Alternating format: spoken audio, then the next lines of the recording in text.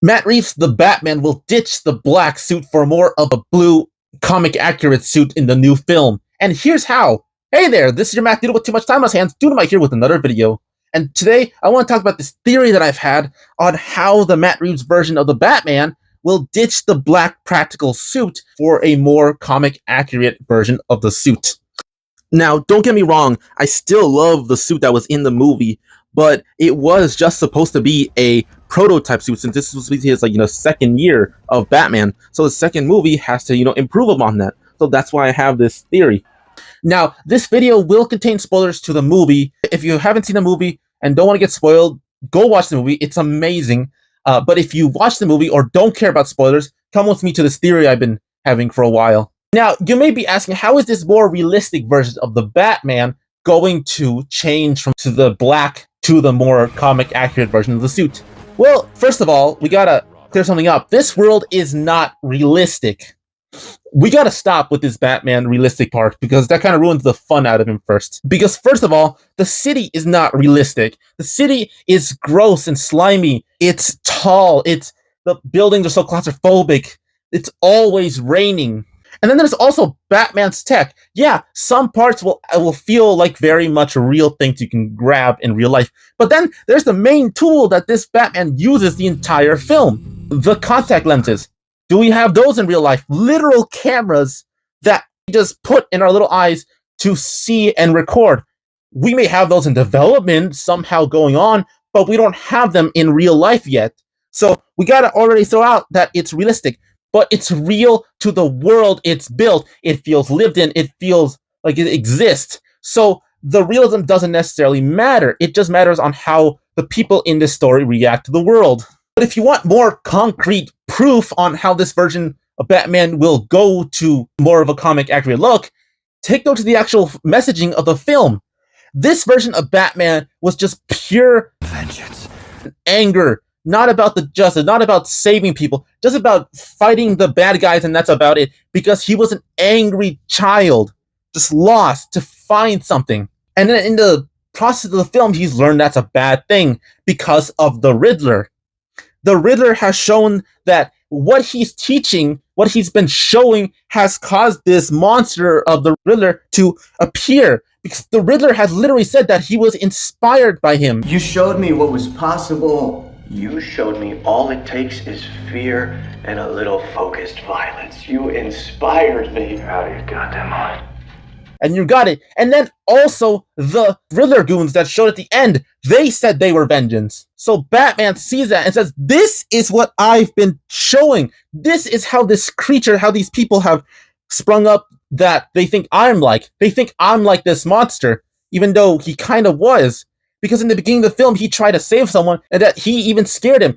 Batman saved him, but the guy thought he was going to be the actual threat as well, because all that guy saw was a big, scary monster throwing hands at these other people, and he was scared he was next. And maybe Batman didn't care at that point, but by this point, he realized what that actually did.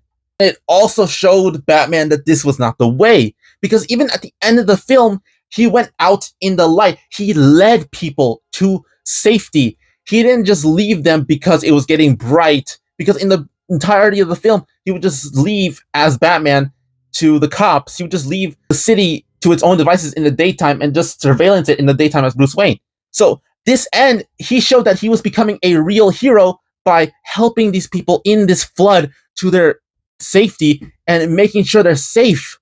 And this is how you know that his progression got better. First of all, it's the daylight. He's out there just helping people, not fighting, helping. That's what we miss about Batman. That's what I miss. That Batman is more than just a crime fighter. He's supposed to help the people, like how Superman or Spider-Man or any character like that are supposed to help you. That's what makes him a superhero, not just a vigilante, which is the point of that film.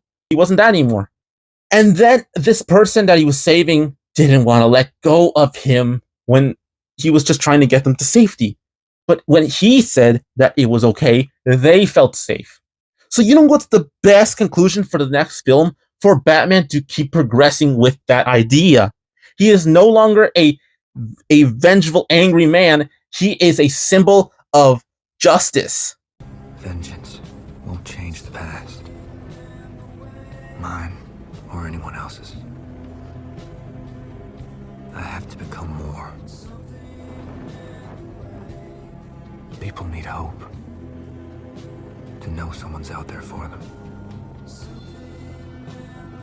Like, yes, he still has to make villains afraid, but the costume change can still do that. Batman can still do well in a brighter costume, but I think he needs to wear it to show the people, hey, this is a hero now. This is not just someone to be scared of from the outfit. He can have a brighter costume.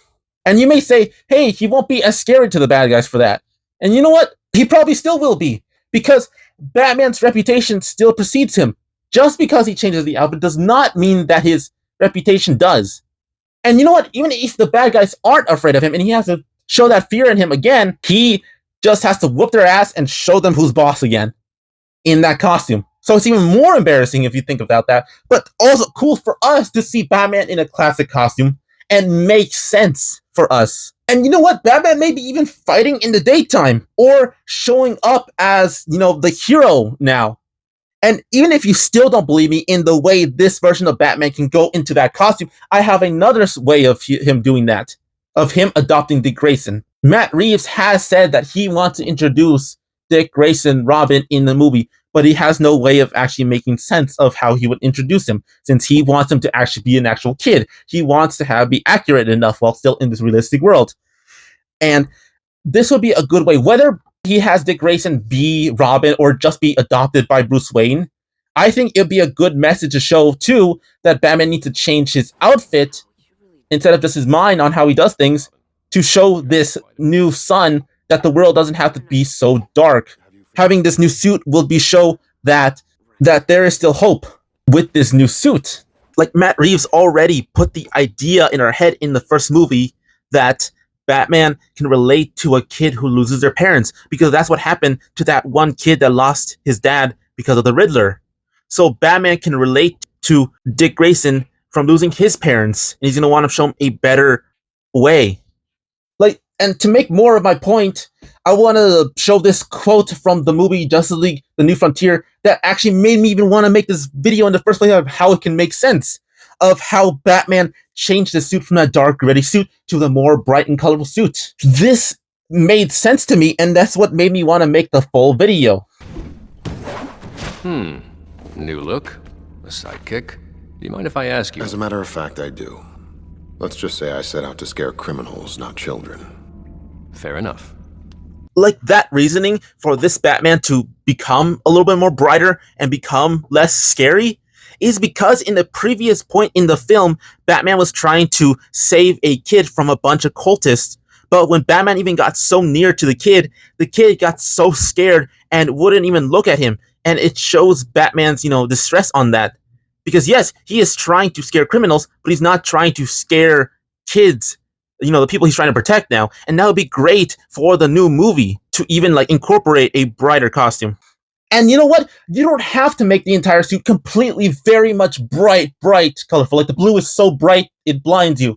Or the gray is so bright, so gray. No. You don't have to. You can still have the blue be a darker blue. You can still have the gray be a darker gray. But you can also have the symbol be the brightest thing that has there. You know why? Because it's still realistic by being practical. The villains are going to show that they're going to try to shoot in that specific area because it's the brightest thing there. And as we saw in the first movie, Batman is not new to being shot in the whole suit, but villains are going to be more precisely afraid to shoot in that area because that's where they see the most. Oh, and avoid the bat symbol. It's a little trick. It's where his armor's the strongest. So even in that format, this version of a brighter suit can still function in this type of realistic world. But hey, that's just my theory on how that can work. What do you think? Do you think this theory makes sense? Do you think this could happen? Do you not think this will happen? Explain why. Do you think I'm crazy for this? Let me know in the comments down below. I read your comments.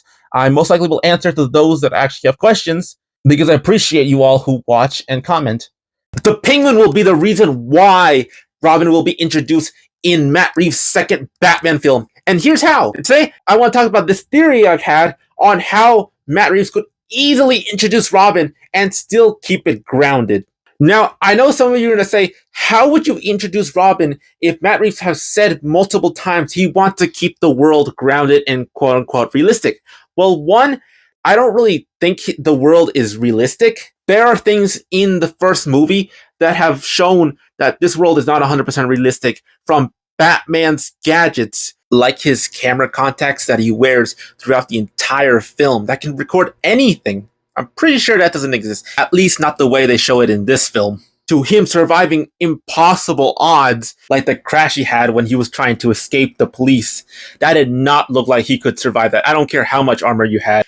And the whole city. The city is a grimy, disgusting mess, and it's extremely exaggerated to the point on how it rains all the time, to how there's worse crime than possible. And I don't find that realistic, but that's okay, because it doesn't matter if it's not realistic. What matters is if the people in the world see it as real. And that's what makes us see it as real. And even though Matt Reeves has said that, he wants to keep the world grounded, he has also said he wants to introduce Robin in this universe and still keep him a kid. And I think I figured out how they can do that with a character they made an entire show about, the Penguin. Now, I was having such a hard time on figuring out how exactly Robin would be introduced, because I originally made a video on how Batman will be much brighter and more hopeful, and I had a sprinkle of how Robin could be introduced, but it wasn't long enough to make an entire video, so I was stumped. But then when the Penguin show came out, I had this giant theory come up on how they could actually introduce him. Now, you may be wondering, how does Penguin, a gross, disgusting, beautiful show, get me to have a theory on how they could bring in the most hopeful part of Batman? Well, it's actually from a character named Vic. Oh, and before I forget, I should mention this show does have spoilers to the Batman and the Penguin, so if you haven't watched those, please go watch them. It's really good, actually. But if you have or don't care about spoilers, stay with me to this theory I have. Victor was a character they introduced in the Penguin that was introduced as someone jacking the Penguin's car, and the Penguin, quote-unquote, taking Victor in. Now, if that sounds familiar, that seems like a reference to the second Robin, Jason Todd, when he jacked the Batmobile's ride and Batman saw something in him to, be better instead of him going into the streets. Now, you may be saying, oh, so you're just going to introduce Jason Todd as the first Robin. No, not at all. The reason why is because that would be too obvious. And also, why would we introduce the second Robin in a younger version of Batman's story? Because in normal cases, Jason is considered, the more brash Robin, the more angry Robin. I know that's not exactly how he originally was, and he was a little more hopeful, and he got older to be a little more gritty. But I feel like the best character that would actually align more to Batman is Dick Grayson.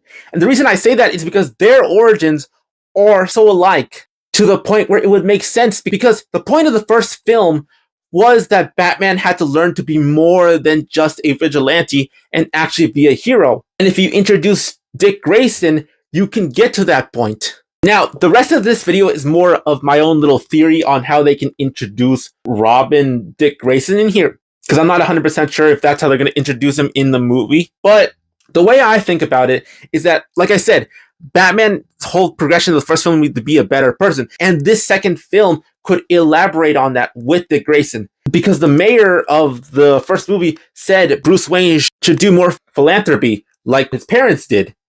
You really could be doing more for this city. Your family has a history of philanthropy, but as far as I can tell, you're not doing anything. And since Batman's being a hero, he probably needs to, have the Bruce Wayne identity to actually do that with the money, and show up to the charities and helping people as he learns to do in the first movie, right? And so maybe he goes to a circus, right, for a charity or something, for orphans or something like that, because he is an orphan himself, and this is Batman. So he probably brings a lot of kids to show to watch a circus, right? And they have acrobats there, the Flying Graysons. And I make it to the point where Dick Grayson is not really shown. This is kind of like his first time being introduced as part of the Flying Graysons, because, he's a kid. Also, to make it harder for people to know that Dick Grayson is Robin for when Bruce eventually adopts him, to make it quote-unquote more realistic on how no one knows that Robin is Dick Grayson. And the way I'd see it is that they're all there. Bruce is trying to be charitable, for the cameras and everything like that. And they watch the show of these acrobats working, and then the normal origin of Dick Grayson happens. The parents miss the bar to catch them because it was tampered, and they die in front of Dick Grayson, which traumatizes him, just like Bruce Wayne. Because to Dick, he probably believes that he would try to help, just like Bruce did with his parents. And the thing is, Bruce would also be there to see exactly what happens. And he couldn't do anything this time, which goes back to him, feeling bad for letting the same thing happen to someone else to what happened to him. So it would make him feel horrible. So I feel like Bruce, again, trying to be a good person, and probably a push of Alfred, because it seems like in the first movie, Alfred and Bruce mended their relationship and Bruce trusts him more. So probably Alfred is the one that recommended to tell Bruce, hey, this kid is like you. You need to be the one to be able to help them, because Dick would not have anyone to be there for him. He would not have a family. He doesn't have grandparents. He doesn't have anything. For Bruce, he knew that if he didn't have at least Alfred, he would be a complete, probably put back in crime, which I think is a parallel to what happened to Victor in The Penguin. In the show, Victor had no one because his family died in the flood.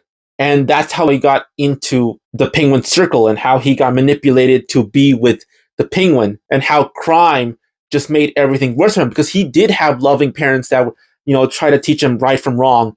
Because they were gone, he went to a life of crime that ended in his death from someone he quote unquote trusted. So seeing that parallel, if you've seen the show, you would get how this is more impactful. And the other reason why I also said that Penguin's going to be the reason why Robin will exist is because normal cases, the person that, sabotages the show is Tony Zuko. But I feel like it would just be really weird to just introduce a completely new bad guy for no reason other than just, hey, they need to make his origin, right? I feel like it'd be a little more interesting if the Penguin is the one that causes Dick's parents to die. And it's not that big of a stretch, because there have been moments where they changed Dick's origin on who killed him. Like in the Batman Forever movie, where it was Two-Face instead of Tony Zuko. It'd be interesting if maybe they were supposed to pay the Penguin now, because he's the highest top character now, being rich and everything he wanted, right? And the Penguin thinks he can squish the little person, right? And when they refuse to pay him, he sabotages his parents so he still looks squeaky clean. Because that was the whole point of the Penguin, that he makes himself look like he's squeaky clean. And so in this one, Dick would have so much anger because maybe he saw the Penguin do it, or someone like him. He has so much anger and wants to go after the Penguin and his goons. And because he's in the care of Bruce, he's not going to want him to do that, because he knows what that kind of revenge does to a person, since we saw that in the first movie and what that leads. And because Bruce is in a redemption arc, they can show Bruce trying to be a father. Because the thing is, Alfred even said that when he was raising Bruce, he said, I did the best I could, but you needed a father. And they mended the relationship that way, by actually talking. I could see the fear in your eyes, but I didn't know how to help. I could teach you how to fight, but I wasn't equipped to take care of you. You needed a father. So in this one, Dick would have Bruce and Alfred to help him out. And Alfred would be the one, to encourage Dick to be a little more positive and help out. And I don't see Dick realizing that Bruce is Batman. I see that maybe Dick actually tries to do what Bruce did originally. Go and fight crime, or try to hunt down the killers of his parents without Bruce or Alfred knowing. And that would cause Bruce, while he's being Batman, to catch Dick in the act of, trying to be a vigilante like him. And then we can see how dangerous having a kid try to be a vigilante could actually be, and how brutal it is. But because Dick is a kid, he's gonna try to stop him fast, tell him you can't do that, actually try to be responsible. But we know how Gotham City is in this version. It is sick, it's disgusting, it will drag you down to be the worst version of yourself. So you may be saying, shouldn't Bruce try to get Dick to just stop being Robin, right? Normally, yes. But again, we've seen that in this world, the way they introduce Gotham, there's no such thing as being a good person. So no matter how much Bruce would try to hold Dick to being home, he knows that he cannot just extinguish that fire anger that Dick has to stop his killers, because he wouldn't stop, and he pushed Alfred away. So he probably says, hey, if I can't stop this kid from hurting himself, I better do something about it. Maybe he'd be like, hey, if I can't stop you, I better train you so you have a better chance of being safe and not hurt yourself. And probably Alfred would encourage that, because again, Alfred trained Bruce how to fight. So it would make 100% sense. And you may be wondering, how would Dick Grayson have his, Robin costume colors? Well, you could do it that those were the colors of his parents' outfits when he was doing acrobats, or at least somewhat colorful about it. And maybe he may tell Bruce that he needs to have these colors in his suit because it's the only thing I have from my parents. The reason why this costume has to be so colorful? Because when I see you up there, Richard, you make me think of a little Robin. And maybe Batman won't like it, but maybe Alfred would be like, hey, he needs this. He needs some joy in it. And maybe the world will see Batman being a little more positive. And maybe, he'll change his costume to be a little more colorful too. And that's how I could introduce Robin being in this quote-unquote realistic world. Maybe you tone down the acrobatics. But again, Dick Grayson is an acrobat. He's going to be a lot more flexible than the average kid. And we'll probably be able to see that in this film. And ever since the Penguin came out, everyone's wanted to see the Penguin get his ass kicked so hard by Batman because of what the Penguin did. But what if instead of Batman kicking his ass, it's a small boy kicking the Penguin's ass instead? That'd be funny and so embarrassing to the Penguin, and that would feel so good for what the Penguin did. And I'm not saying that Bruce would be like, the most perfect parent ever, to Dick, but that would be the cool thing about this movie, that we get to see Bruce be better and better as a person because of his new son, which I think would be a cool thing to show, that Bruce is learning to be a dad to a kid who lost everything just like him. And Alfred would be like that cool grandpa because, he's old too. So that's just my way of introducing Robin in the second Matt Reeves Batman film. Now, what do you think? Do you think I'm being crazy? Do you think that this is way too wacky to be introduced in a film?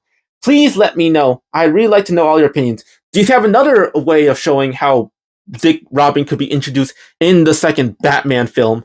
I'm open to all your thoughts. And hey, if there's nothing else, this has been Doodlemite. I hope everyone stays nerdy, and I'll see everyone in the next video. Bye!